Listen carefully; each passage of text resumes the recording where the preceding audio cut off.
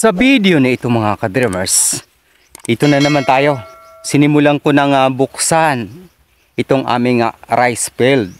Dahil sa halos 7 years na hindi na cultivate itong area na ito, ay talagang marami na po mga punong kahoy. At bukod pa riyan, yung mga bunot. Dahil sa merong ilang puno ng niyog dito na nakapunla sa palayang ito mga ka-dreamers. At target ko dito 15 days bago ko matapos to linisin. Saka natin simulan kung aabutin pa. Dahil sa tag-init na ngayon ay kailangan nating samantalahin yung pagkakataon na linisin muna. Susunugin natin itong yung mga pinagbunutan na nagkalat dito sa rice field na ito. Kaya medyo matrabaho. At isa pang nagpapahirap dito mga ka-dreamers, yung mga puno ng kahoy na napakadaming ugat ay kailangan nating supilin muna bago natin tuluyang i-plant itong area na ito, itong rice field na ito. Dahil sa kailangan natin yung palay para magkaroon po tayo ng food supply sa hinaharap.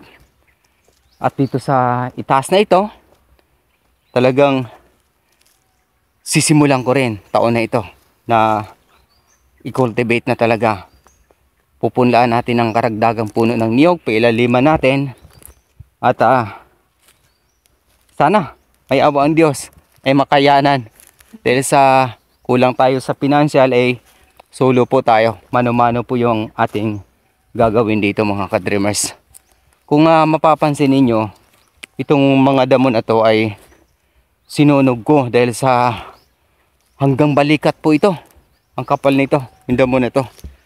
Kaya dito kami nahirapan ni mama ko planuhin kung anong gagawin para mabuksan uli itong rice field na ito. Talagang nagpapahirap sa amin yung napakakapal ng damo.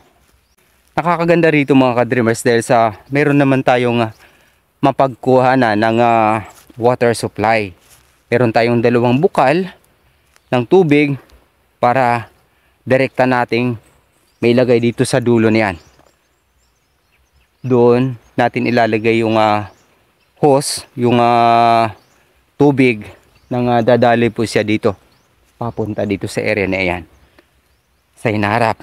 Medyo plano pa lang muna dahil sa inuuna ko muna yung ating luya na masupplyan yung pangangailangan, yung tubig. Pero alternate, kailangan kong buksan na rin to. Sa hinaharap din na tayo mahirapan kapag meron na tayong palay. So mari po tayong makapag-cultivate dito ng palay sa loob ng isang taon, 3 beses or 4. Dahil sa meron naman tayong tubig kapag naayos natin yung ating water supply sa hinaharap. Ayan mga ka-dreamers, kung mapapansin ninyo, marami namang talagang puno ng niyog. Yan, yung palibot na to, yung 3 hektarya na to, majority dito ay mga puno ng niyog. Ang tanong, bakit nga ba kami kinakapos? Pwede naman yung kopra, ika nga, makabili naman kami ng bigas kahit papaano. Sa ngayon, itong mga puno ng niyog na ito ay nakasangla po ng 60,000. Kaya ito din yung pinaghandaan namin, sana matubos na sa pagkasangla nang magkakaroon tayo ng ika nga, yung bunga ng niyog makakatulong sa atin at matutulungan din may cultivate, may maintain yung area na ito, yung kapatagan na yan, tapos paakyat dito sa bulubunduking area ay i-maintain natin na magiging malinis sa hinaharap kapag natubos na natin yung 60,000 na yan. Pero sa ngayon, dito muna tayo.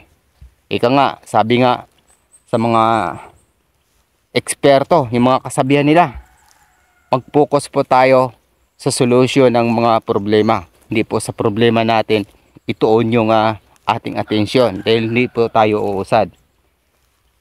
Ganito talaga yung buhay. Kaakibat na yung problema. Sisimulan natin na re-resolbahin sa maliit na bagay at paraan hanggang sa matutunan natin yung malalaking problema ay may resolba natin ng mas maagap. Kaya salamat sa Diyos kahit papaano ay nanatili yung ating sakahan dito. At yung napapansin ninyong hilera ng niyog na yan mga ka-dreamers sa itaas, yun yung pinaghandaan ko sa ating coconut nursery. Paggitnaan na po natin yan. Sa panahon ng tag-ulan, nakahanda na yung ating binhi. Kulang-kulang 200 po yung target namin dito na may punla sa taong ito. Praise God. Para yung susunod na henerasyon ay may mapapakinabangan po sila. Makikita nila yung kagandahan ng ating munting sakahan na, oh, ganito pala. Dahil sa minana pa natin ito sa ating mga lola, sa ating mga magulang. Ayan, si mama nabubuhay pa.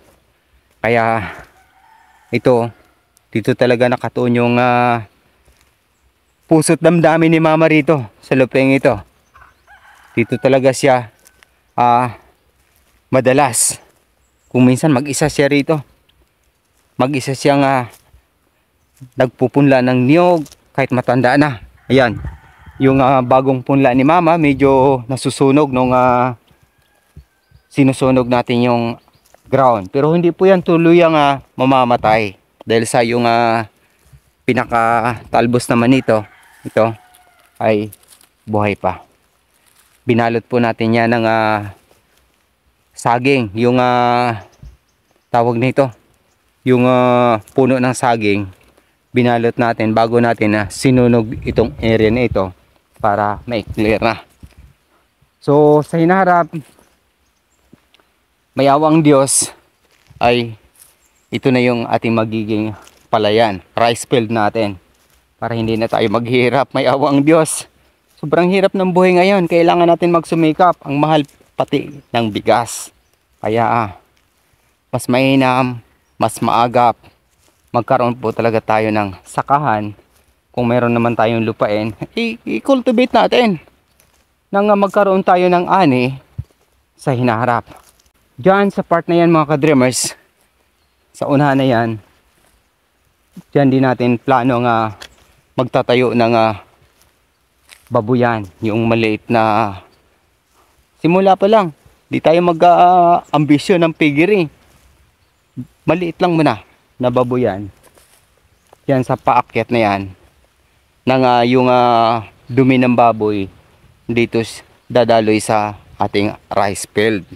Kaya kung baguhan ka pa sa aking YouTube channel, Dreams Visions TV, maaari niyo po akong tulungan sa pamamagitan ng inyong pag-follow at pag-subscribe. At sa hinaharap sa aking mga pangitaing panaginip ayon sa Biblia, mga tanda at kababalaghan bagong ilang araw ng Panginoong Hesukristo. Hanggang sa muli, maraming salamat sa pakikinig at pag-subscribe. Papuri sa Diyos, sa ngalan ng Ama, ng Anak at ng Espiritu Santo. Amen. God bless. Thank you, Lord.